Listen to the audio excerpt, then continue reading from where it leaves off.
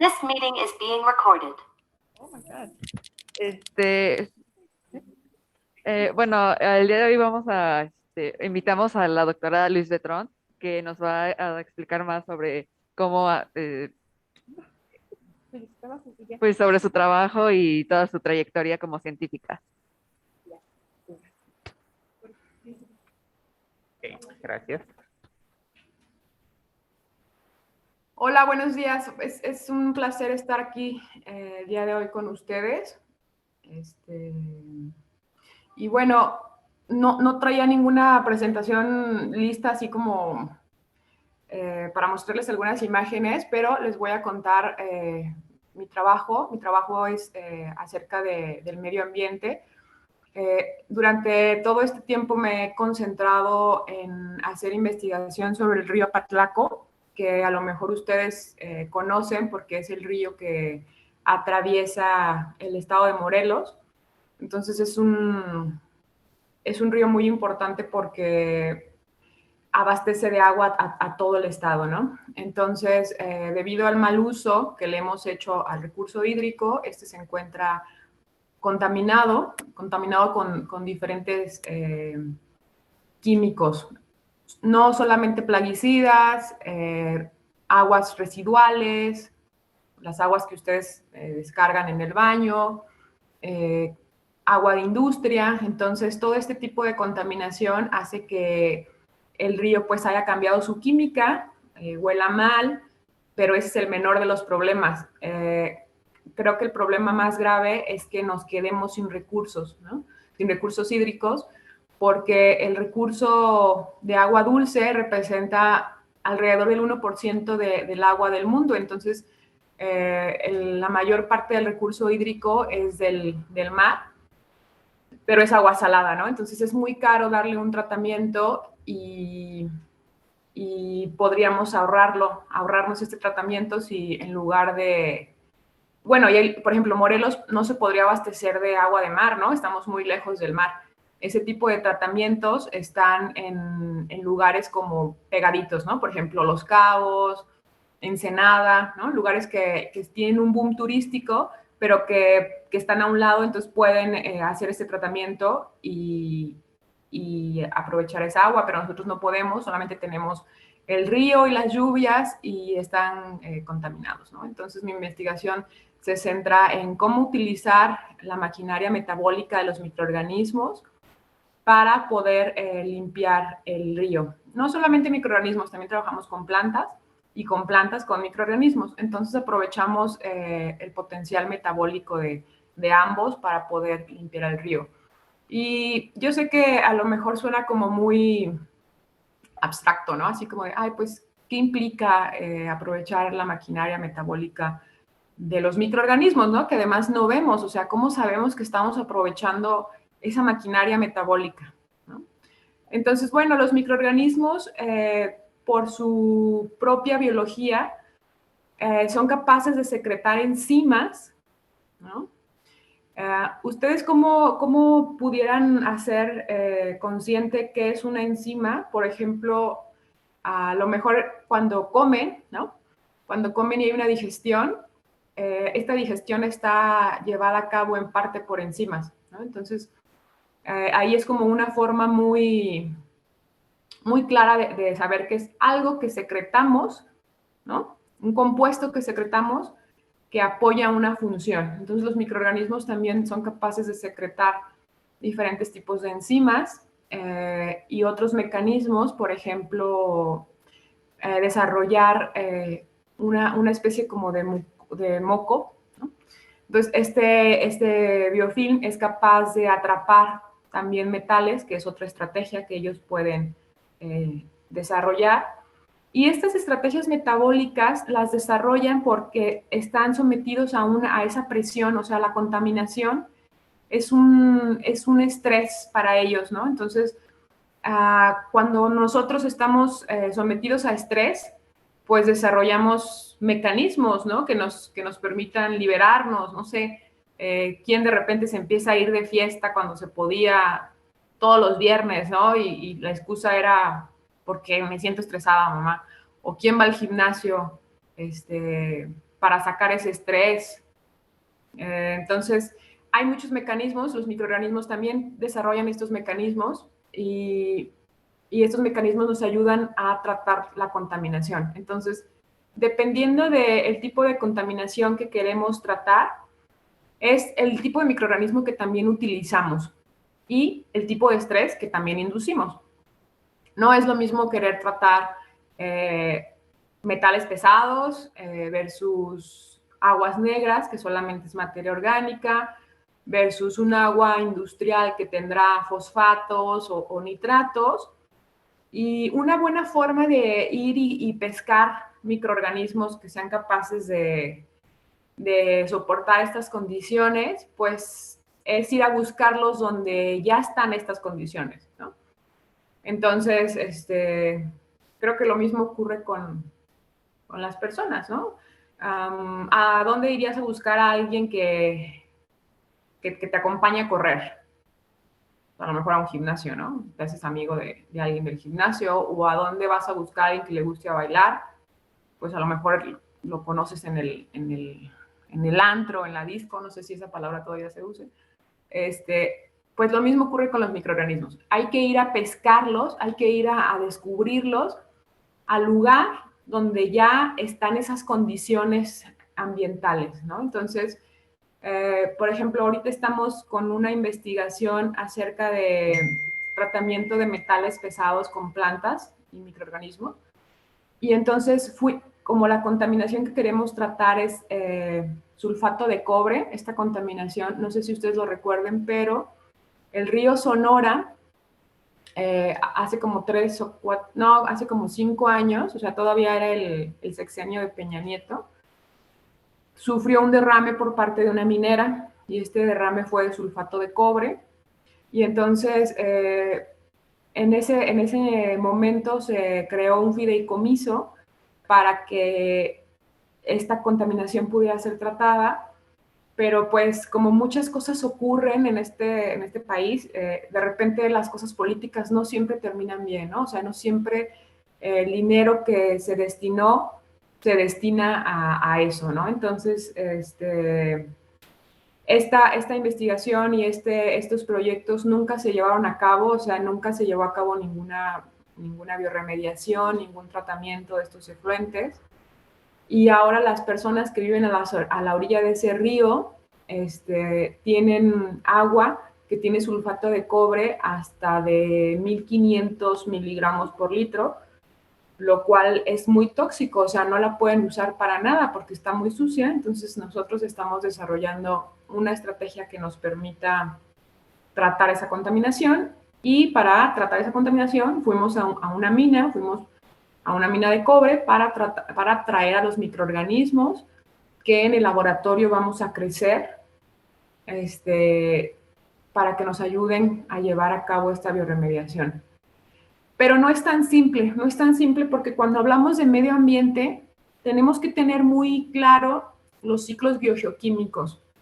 No sé si ustedes conozcan los ciclos biogeoquímicos o lo lleven en alguna clase. Yo creo que lo deberían de haber llevado como, no sé, en la secundaria, en geografía a lo mejor. ¿Por qué? Porque los contaminantes pueden presentar diferentes formas. Hablando de los metales, que si se oxidan o se reducen, cambian su estado, y no siempre los microorganismos o todos los microorganismos son capaces de ver todos los estados de estos contaminantes. Entonces, hay mucha investigación atrás y mucho conocimiento y mucha lectura por parte de mi estudiante de maestría de saber qué microorganismo de todos los que trajimos de la mina vamos a usar y por qué. Y qué les vamos a dar de comer, por así decirlo. O sea, dónde los vamos a crecer, ¿no? Entonces, si alguno de ustedes se pregunta cómo es estudiar un posgrado, pues estudiar un posgrado, yo creo que el 70% del tiempo es lectura, ¿no? Entonces, es un compromiso muy grande, es una lectura y una búsqueda constante, y no siempre es algo fácil, o puede llegar a ser muy frustrante porque las respuestas no están, o sea, no es que hay algo ya establecido que nosotros podemos replicar, porque la ciencia muchas veces son, o sea, la ciencia son hipótesis que nosotros intentamos probar, que no siempre son correctas. A veces lo que pensamos no fue lo correcto y entonces el resultado de la investigación es que no fue lo que pensamos y entonces a nadie le gusta presentar esos datos, ¿no? Donde, pues la hipótesis no se aceptó y se acepta la hipótesis nula, ¿no? Entonces, todo este tipo de cosas, a todo este tipo de cosas nos enfrentamos en la investigación, y ahorita que les digo que tenemos esta de sulfato de cobre con plantas, además pedimos una cepa, no solamente fuimos por las de la mina de cobre, sino que además pedimos una cepa a un lugar que vende cepas en Alemania.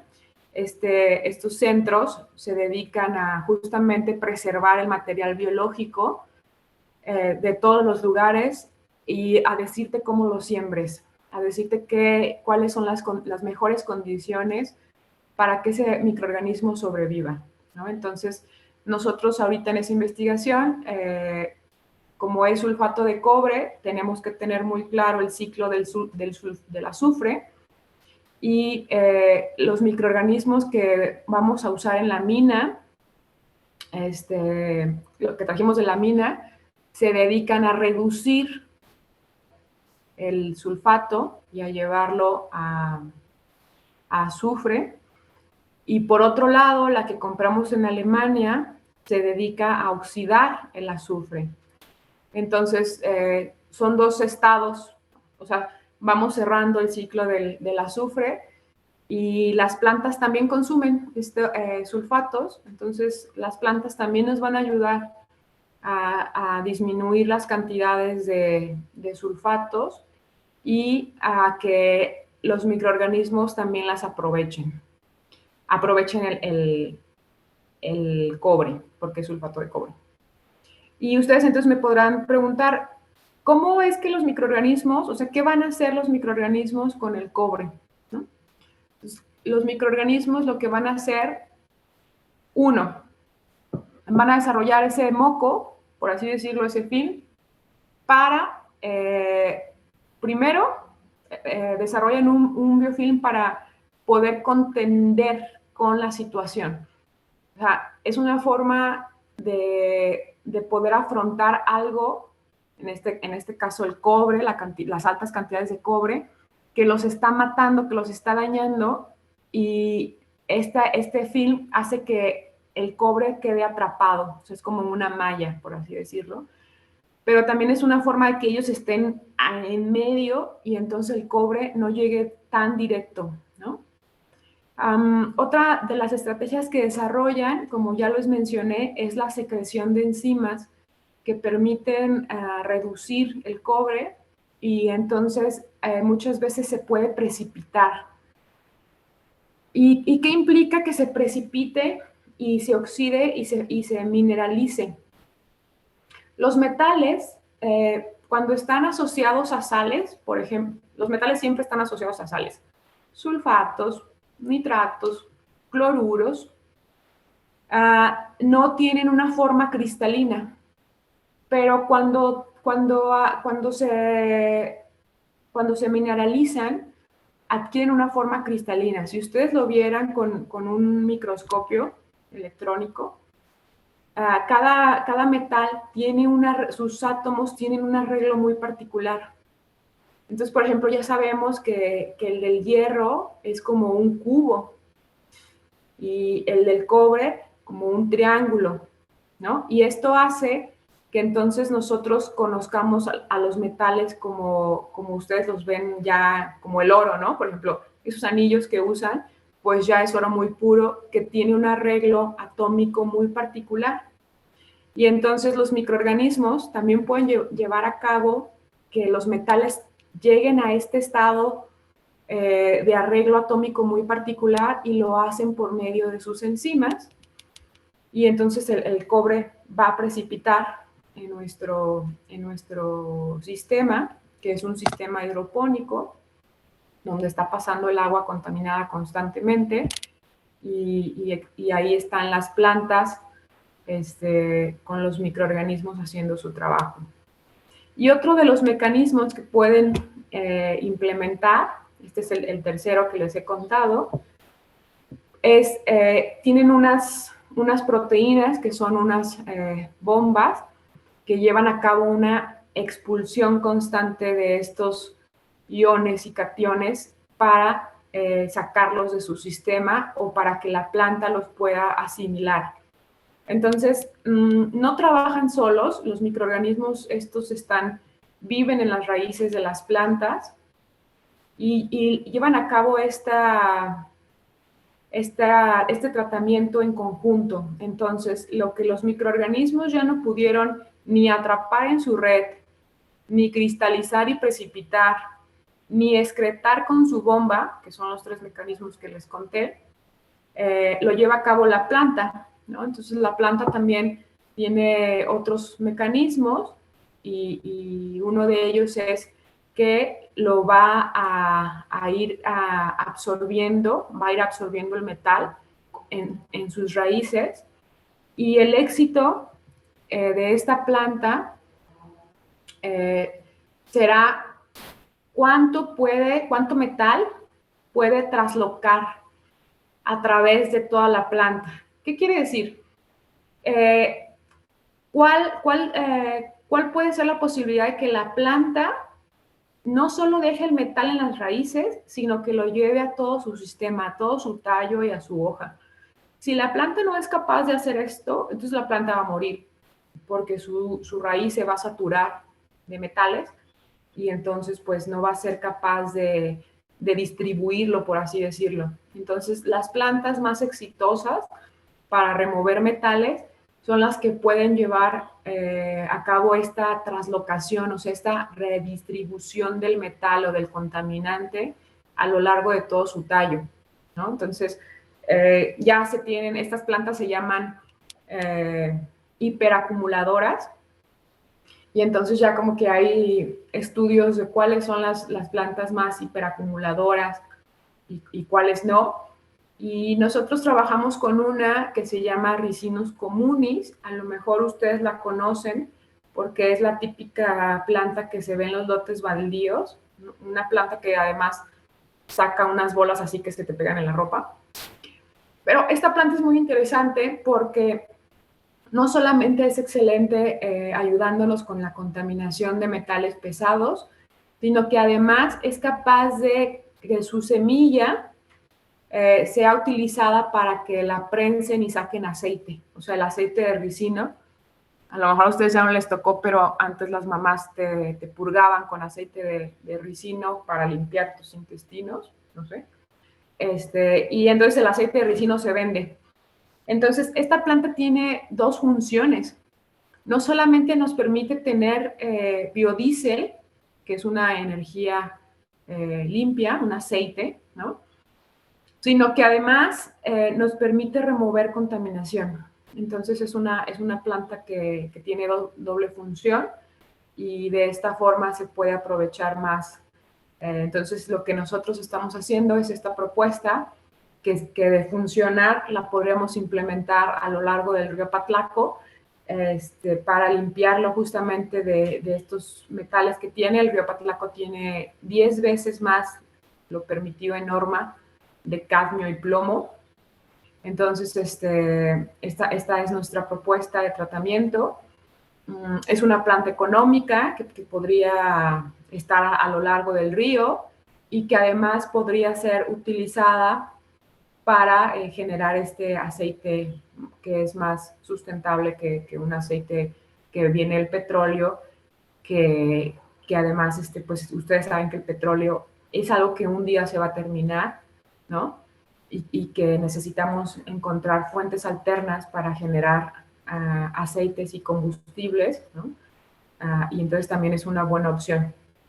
¿Y qué más? A ver, no sabemos todavía si va a funcionar, estamos en esa parte de ver si funciona o no, pero como pueden ver, los temas ambientales son investigaciones multifactoriales que no solamente implican estar en el laboratorio montando el tratamiento, sino también implican esta parte social y esta parte de leyes, ¿no? Que siempre hay que tener muy en cuenta. ¿Por qué? Porque nadie quiere dar un tratamiento que quede perfecto, porque las leyes no se hicieron, menos las leyes ambientales, las leyes no se hicieron para que quede como si nunca hubiera sido usado el recurso, en este caso el agua, ¿no? A lo que voy es que las leyes se hicieron para que se puedan cumplir, ¿ok? Entonces, los parámetros que exige la ley no son que el agua quede cristalina, sino que sea algo factible de lograr. Entonces, cuando uno hace un tratamiento, ya sabes que no va a ser perfecto, que no tiene que quedar perfecto, que solamente tienes que alcanzar la norma para que pase y entonces ya no multen a la gente, ¿no? En México, en temas ambientales, nuestras leyes todavía son muy laxas y si a eso le sumamos que luego hay mucha corrupción, entonces muchas de ellas no se cumplen. Pero en otros países, como en Estados Unidos, las leyes son más estrictas en materia ambiental. Y, por ejemplo, cuando quieres vender un terreno, analizan el suelo de para saber si no estás vendiendo un pasivo ambiental. Ahí va otro término muy interesante en cosas ambientales, un pasivo ambiental. ¿Qué es un pasivo ambiental? Un pasivo ambiental es en este momento es un terreno, estamos hablando de un terreno, que puede ser una fuente constante de liberación de contaminante. Si hablamos de un río o de un cuerpo de agua, también puede ser un pasivo ambiental. ¿Por qué? Porque la mayoría de los contaminantes no son solubles en agua ni en tierra. Y entonces es como si fueran una burbuja de plástico, imagínense una bolsa de plástico, que todos los días libera un poquito el ambiente, ¿no? Entonces, las leyes quieren asegurarse de que tú no estás vendiendo algo que constantemente esté liberando contaminación. Entonces, antes de que vendas, te hacen un análisis y si está contaminado, lo tienes que tratar. Como lo tienes que tratar, entonces hay mucho trabajo para hacer eso. Hay muchas empresas que se dediquen a tratar contaminantes o pasivos ambientales, ¿no? Y yo tengo buenas esperanzas de que en México cada vez estemos llegando a una legislación ambiental más estricta, porque por el Tratado de Libre Comercio y las cosas que compartimos, ahora las leyes tienen que ser compartidas, de tal forma que si una empresa viene a establecerse aquí en México, pues le va a exigir a nuestro país que muchas cosas sean como allá, ¿no? O sea, cuando compren un terreno, estas empresas, ellos se fijan que no tengan un pasivo ambiental y si lo tienen, pues exigen un tratamiento, ¿no? Esa es una dimensión del ámbito ambiental y otra dimensión es la parte social. La parte social también es muy importante porque no siempre las comunidades quieren tratar su contaminación. A veces, aunque uno llegue con unas propuestas, estas no son bien recibidas ni queridas ni aceptadas, ¿no? Entonces, cuando uno habla de contaminación en algún lugar, necesitas un grupo multidisciplinario y una parte de ese grupo se va a encargar de platicar con la gente del lugar y que todos estén de acuerdo en que quieren y necesitan el tratamiento y entonces en conjunto uno puede poner ahí su instalación. Entonces no es un tema fácil el ambiental, es un tema que como sociedad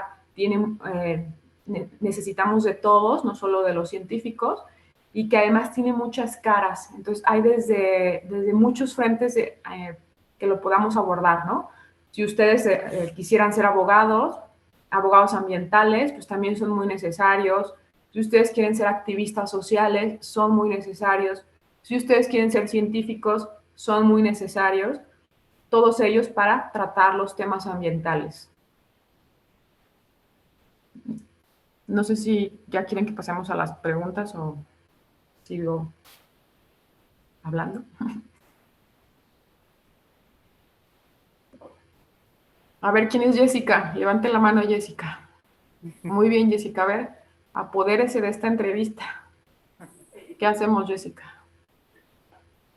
Bueno, pues ahorita es que tenemos que contestar unas preguntas para la clase y todo eso, pero pues ya dio toda la información necesaria. Ahora es como más que nada personal, sobre, bueno, o sea, es para todo el grupo, como cada quien quiere hacer una pregunta, pero pues yo le quiero preguntar, o sea, así siendo una mujer científica y todo en esto, en el área del ambiente, ¿cómo se ha sentido? O sea, con muchas oportunidades o ha sido más difícil, o también el tipo de investigación que manejan en México también, o sea, porque se considera que pues en México a veces no le dan la importancia necesaria a científicos o ambientalistas, entonces no sé si nos podría hablar un poquito más sobre eso.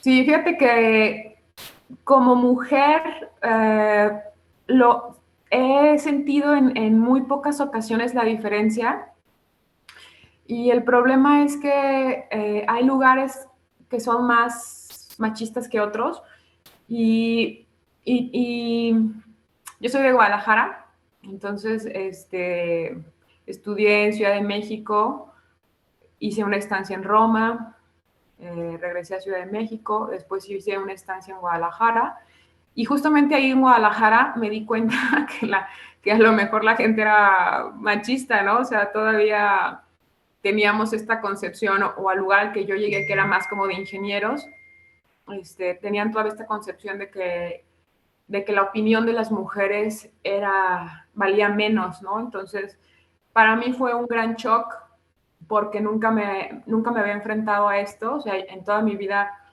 crecí como una niña pues feliz con mis amiguitas, mujeres y hombres, y nunca noté esta diferencia. En la universidad no noté esta diferencia. Mi universidad, mi carrera fue biología, entonces somos como muy hippies, entonces éramos como muy felices, nunca lo noté, hasta que llegué con estos ingenieros, y sí me di cuenta que mi opinión valía menos. O sea, yo era discriminada por ser mujer, pero además también era un grupo donde había problemas de acoso sexual. Uno de los investigadores acosaba a las estudiantes, y pues muy grave, ¿no? Una de las chicas denunció el acoso, una de las estudiantes de maestría, y al tipo lo corrieron. Entonces, me tocó ver todo esto, como yo era en ese momento postdoc de ese grupo. Me tocó ver un postdoc, es un doctor ya formado, pero no eres el doctor principal, sino como eres el doctor que obedece al doctor principal, ¿no? Entonces me tocó ver todo este desorden desde mi trinchera de investigador, no en formación, pero a cargo de ellos. Entonces, nunca me había tocado ver que una denuncia por acoso tuviera un buen término, pero me pareció que fue muy aleccionante para todos, porque justamente nos recuerda tú como profesor, tu línea que debes de marcar con tus estudiantes, y los estudiantes las cosas que no deben de hacer, y también marcar su línea, ¿no? Para que haya este respeto mutuo que no se debe de pasar. Pero además también me dio mucho gusto que estemos en un momento en el que nada de esto es aceptado ni bien visto, y que ahora las mujeres tienen más herramientas para denunciar y ser respetadas, y los hombres un recordatorio constante de que deben de respetar a las chicas, a sus compañeras, a las mujeres, ¿no? Entonces, me parece que estamos en un momento muy interesante por vivir, ¿no? Más preguntas para la doctora sobre su trabajo, sobre su formación. ¿Cuántos años tiene que estudiar alguien para ser doctora, investigadora? Ustedes ya saben, ¿no? ¿O no? A ver, levante la mano, ¿quién quiere ser investigador? Los que están viendo. A ver, se levantaron dos. ¿A dos? Ok. Pero me gustó mucho lo que mencionó la doctora, que, o sea, si ustedes quieren ser abogados o sociólogos o activistas o científicos, ingenieros, ¿no? Pues Ingeniero. podrían dedicarse al área ambiental y van a convivir y platicar con científicos y los científicos igual van a platicar con abogados y políticos, ¿no? Entonces, no estamos tan lejos, ¿no? De lo que ustedes quieren, les gusta, ¿no? De problemas ambientales. Son los problemas que nos afectan todo el tiempo, ¿no? Cambio climático, contaminación, escasez de agua, que si se va la luz, que si no hay agua, que si no, todo eso es ambiental, ¿no? Entonces, Y cada vez va a ser más relevante porque cada vez nos vamos quedando sin agua, ¿no? Entonces, por ejemplo, tengo una amiga en Ensenada que me comentaba que están sufriendo ahorita de mucha escasez y Monterrey también ahorita está sufriendo de muchísima escasez.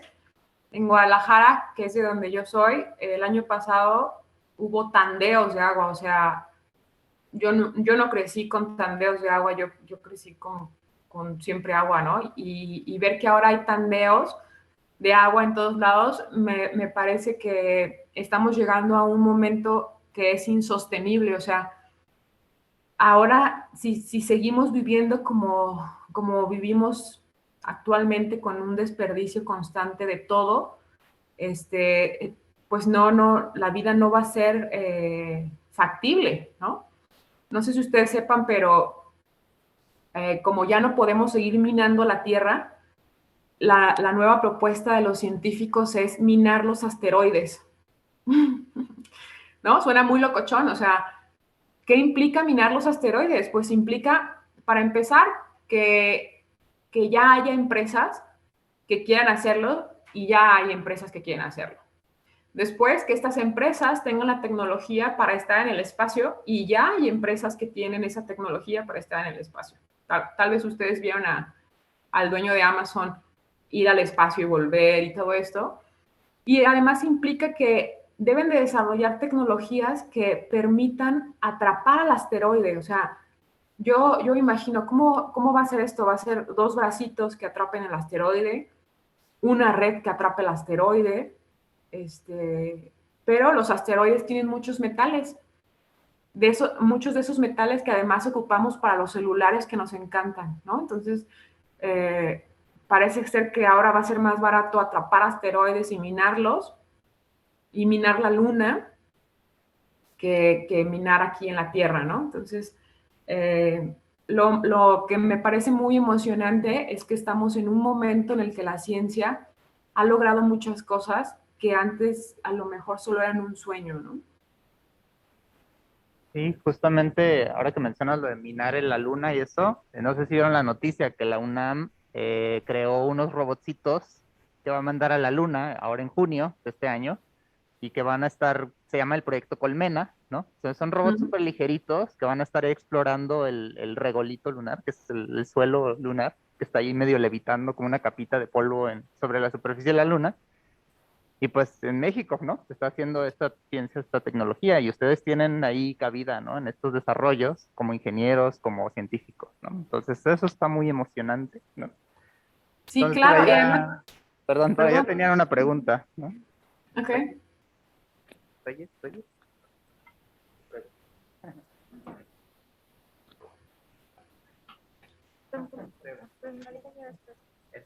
Después. Raíces ya no tiene. Ok, primero que nada, a mí se me hizo muy padre, o sea, yo sé que luego las investigaciones así como, ajá, el espacio y todo eso son como más vistosas y de verdad le agradezco que usted se haya enfocado en algo que es una problemática actual y que nos está dañando mucho.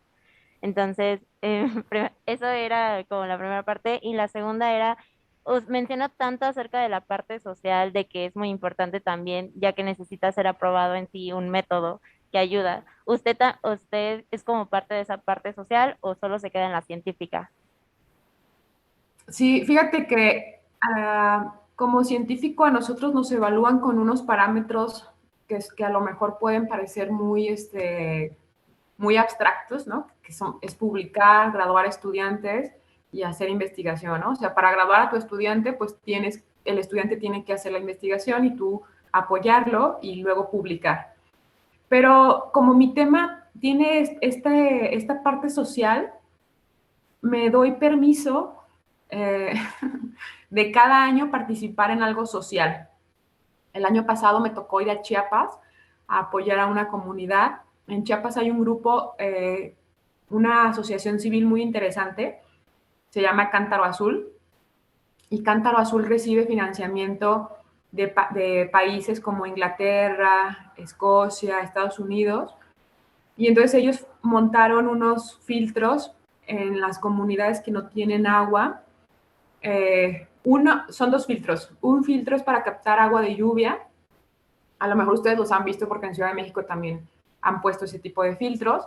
Y el otro es que el agua que recolectan de la lluvia pasa por un filtro y ahora lo pueden usar en su cocina y se pueden bañar porque tal vez ustedes no sepan, pero en Chiapas el concepto de casa es diferente.